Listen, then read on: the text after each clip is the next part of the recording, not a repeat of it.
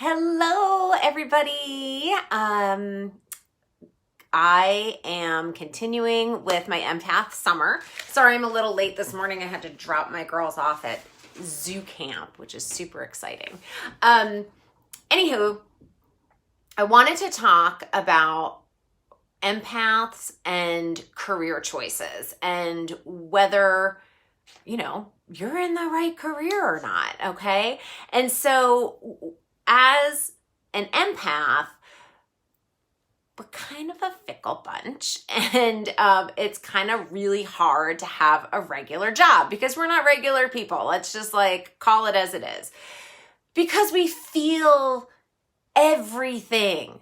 I am seriously still feeling Universal Studios, which was 2 weeks ago. I'm I just want to nap all day long. And I am convinced it's because it's just residual energy from all of the people. So empaths are visionaries. We're artists, we're healers, we're creators, okay? And we think out of the box. That's part of, being an empath. We're not normal people, and I say that as the biggest compliment, okay?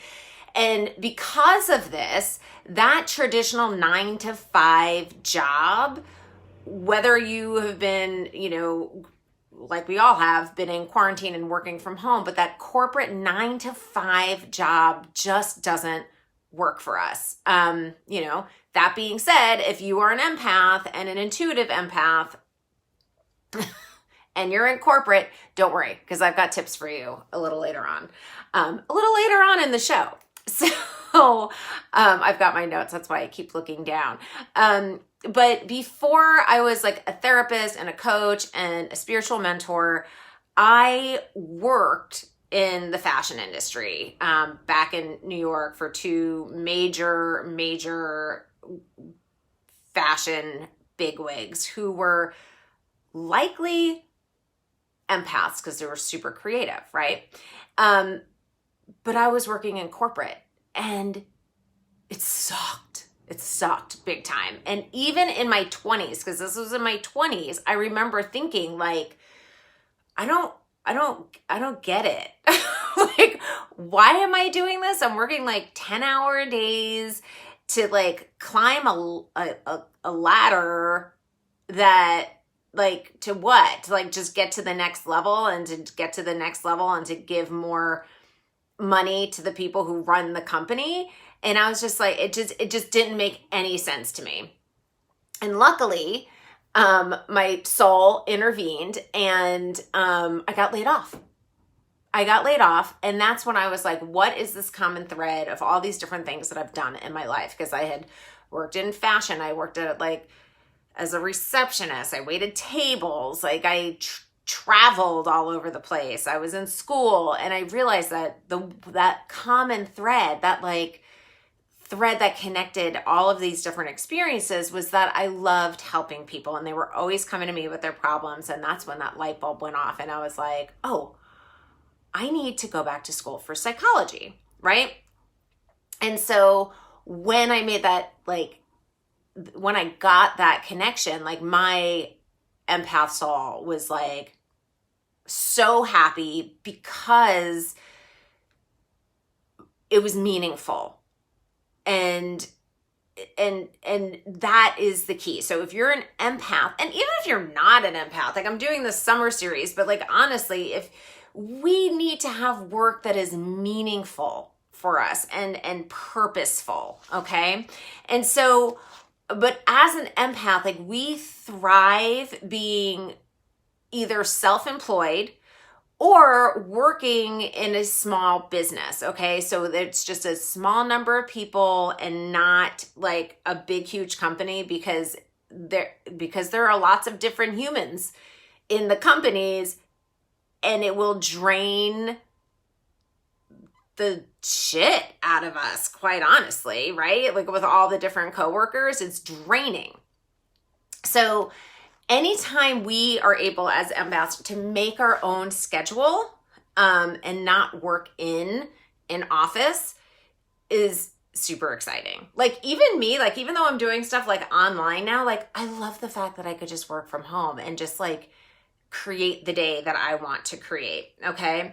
So the key is you got to think non-traditionally, which we automatically do. So like a chef or like a landscaper or a graphic designer working from home, or, you know, or healers, right? Because many of us are healers. And so I do hypnotherapy all the time, and it is a beautifully spiritual healing experience. I get to visually go in with a person. I get to feel what they're feeling and help guide them to healing. Other ways it could take form is a traditional psychotherapist, or like, again, a landscaper, because that's like healing plants, right? And then, or working with plants and feeling their energy, or a veterinarian, or a yoga teacher, or a Reiki master, anything non-traditional where we are helping others or helping the planet heal. That's what's going to fill our soul. All right. So we essentially want to avoid sitting at a computer all day long, which I know this past year when we were in lockdown was tremendously hard on people. I know I had to shift big time where I would be able to see, like, you know, and I didn't love doing this, like 8 clients a day on some days. And then I was like, I max out at like 5 online because I'm picking up the energy through the technology, right? So it's a lot harder. So we want to limit our screen time. Okay.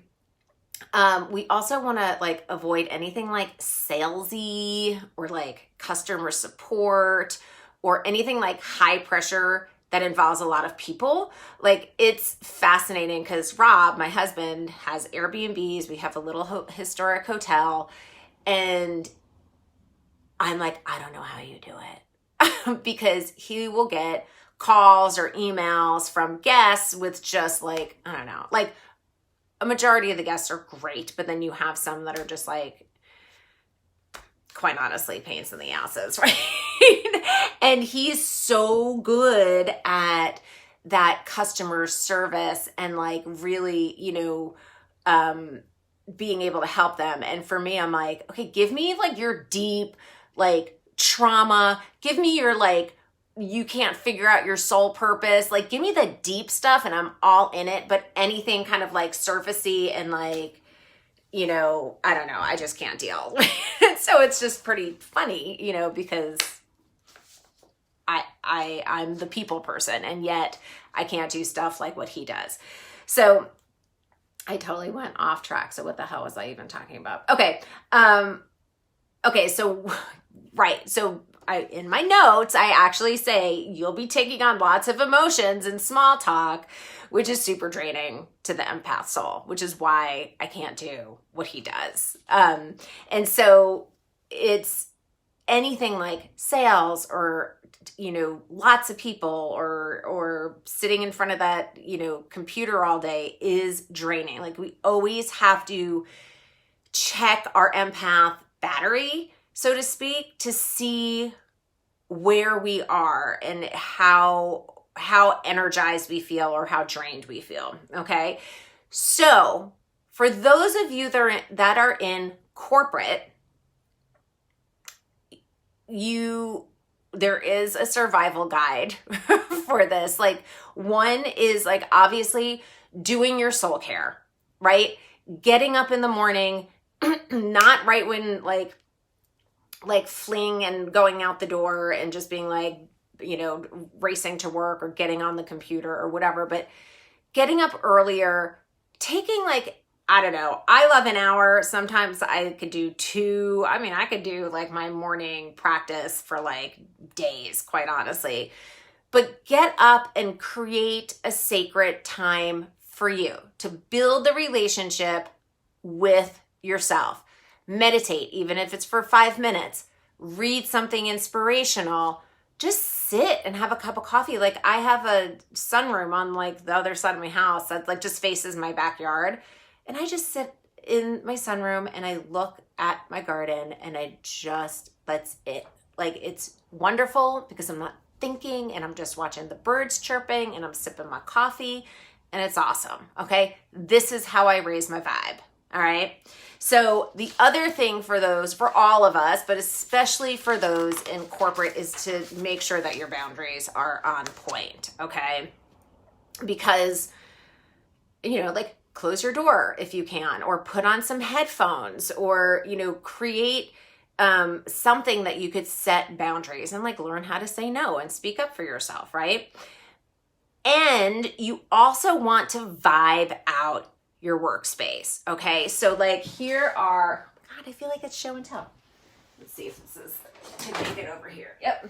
Get a Himalayan salt lamp, okay? They light up, it absorbs all of that screen stuff. It's like, it absorbs the positive ions and it emits negative ions. So it equalizes. Anyway, it zens out your workspace.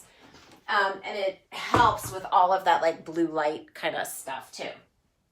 The other thing, another show and tell little thing, is you could get, this is sage and rose water smudge spray, and it's awesome. Like, I'm going to take up, you could just spray it around you, or if you have somebody who's like a total, what are they called? Energy vampire, you could just go boop after they leave, spray your space. It totally clears the negative energy away. It's amazing. I even feel better now that I just sprayed that on me. I was like, oh, that's awesome. And you could get this on Amazon. Easy peasy. Calming music, right? Whether it's classical music or like just like you could go to Spotify and put on spa music, like anything that's going to zen out your space, okay? Especially with everybody starting to return to work. I don't know what it's like across the country or the globe, but I know here in Seattle, like the major companies like Amazon and Microsoft and I believe like Facebook and Google, they are like, you got to go back to work 3 days a week. So these are little tips and tools that you could use also, like whether you're still working at home or just to prep yourself to like be like, okay, how can I make this the most enjoyable experience when I go back to, I was going to say, go back to bed, go back to work. And then also deep breathing, right? Always helpful. Take some deep breaths and also put yourself in that white light energy bubble. Okay.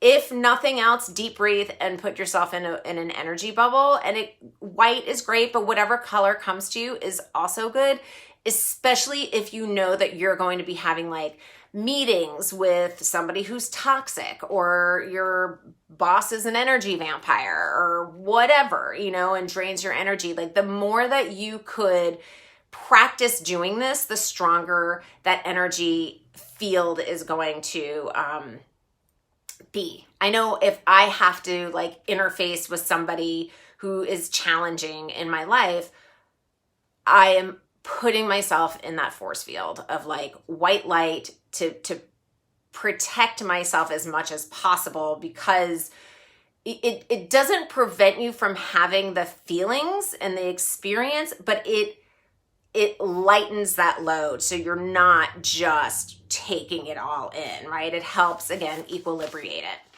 And then exercising or taking a walk.